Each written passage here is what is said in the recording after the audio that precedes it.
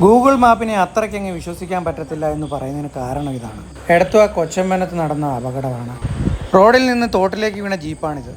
ദൈവാനുഗ്രഹം കൊണ്ട് ആർക്കും അപകടമൊന്നും സംഭവിച്ചില്ല. ജീപ്പ് വെള്ളത്തിൽ മുങ്ങിക്കിടന്നു.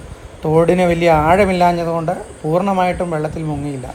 പകുതിയാണ് വെള്ളത്തിൽ മുങ്ങിക്കിടക്കുന്നത്. ലൈറ്റുകളും ഇൻഡിക്കേറ്ററും എല്ലാം വെള്ളത്തിൽ വീണപ്പോഴത്തേക്കും തനിയെ ഓണായി കിടക്കുന്നതാണ്. രാത്രികാലങ്ങളിൽ ഗൂഗിൾ മാപ്പ് ഉപയോഗിച്ചുകൊണ്ട് ചെറിയ റോഡിലോട്ടൊക്കെ കയറുമ്പോൾ വളരെ ശ്രദ്ധിക്കണം. അങ്ങോട്ടോ ഇങ്ങോട്ടോ തെറ്റിപ്പോയാൽ വളരെ വലിയ അപകടങ്ങളൊക്കെ സംഭവിക്കും. ഇനിയും ക്രെയിനൊക്കെ വിളിച്ച് ഇത് വലിച്ച് മുകളിൽ കയറ്റണം. അതൊരു പണിയാണ്. അതിനുള്ള കാര്യങ്ങളൊക്കെ ചെയ്യാൻ വേണ്ടി ആൾക്കാർ പോയിട്ടുണ്ട്. പെട്ടെന്ന് തന്നെ ഇത് കരക്കെടുക്കാമെന്നാണ് പ്രതീക്ഷിക്കുന്നത്. തോടിന് ആഴക്കുറവായതുകൊണ്ട് ജീപ്പ് പകുതിയേ മുങ്ങിയുള്ളൂ.